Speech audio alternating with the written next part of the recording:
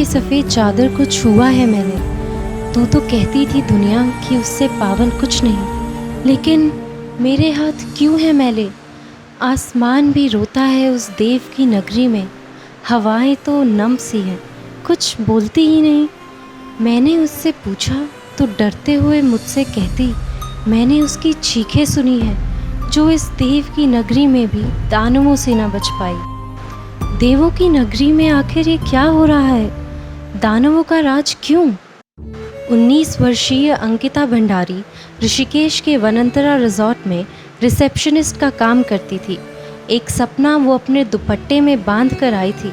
अपने पिता की आंखों को दुनिया दिखाने के लिए चौखट पार की थी। क्या वही उसकी सबसे बड़ी गलती थी? क्या उसके सपने बस इसीलिए बुझ गए क्योंकि वो एक लड़की थी? उसकी जिंदगी एक पल में बुझ गई, क्यों? अंकिता ग्राम श्रीकोटपट्टी नांदलास्यों पौड़ी गढ़वाल की रहने वाली थी।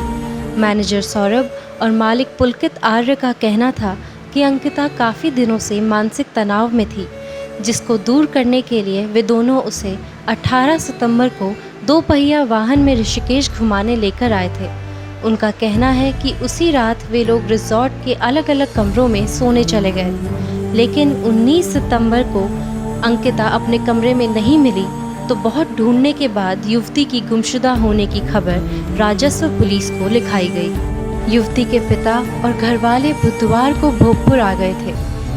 रिजॉर्ट में पता करने पर उन्हें सबसे अलग अलग जवाब मिले, जिसकी वजह से युवती के पिता वीरेंद्र सिंह को संदेह हुआ और उन्होंने रिजॉर्ट और वहां के कर्मचारियों की निष्पक्ष जांच मांगी।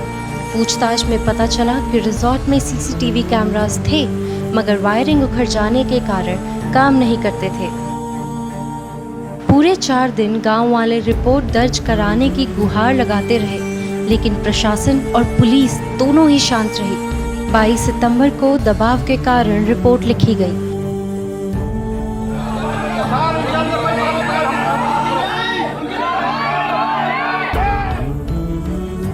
23 सितंबर को यह खबर मिली कि अंकिता की किसी ने हत्या कर दी और उसका शव चीला नहर में फेंक दिया।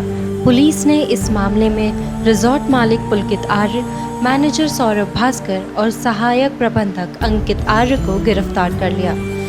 आपको बता दें कि मुख्य आरोपी पुलकित आर्य हरिद्वार के नेता विनोद आर्य के पुत्र हैं।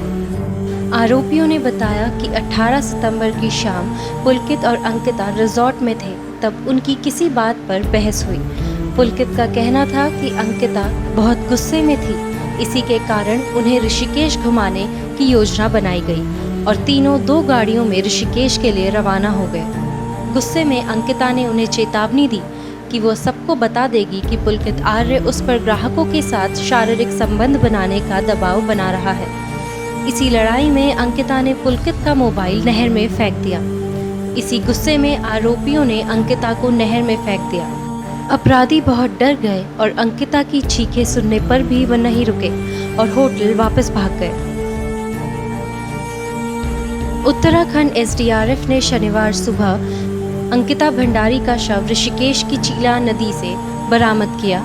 शनिवार को ही अंकिता के शव का पोस्टमार्टम भी किया गया, जिसमें मौत की वजह पानी में डूबना बताई गई।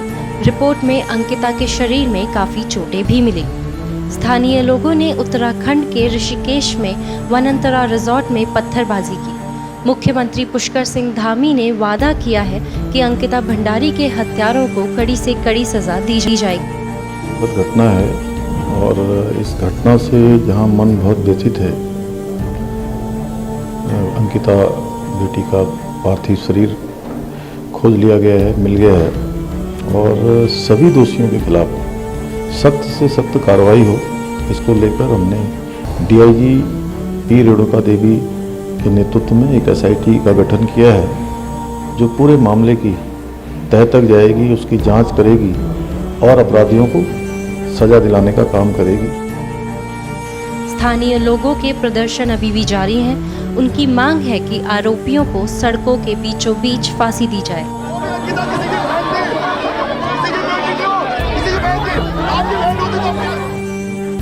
हवाओं में वो था, लेकिन फिर भी चीखें न सुन पाया।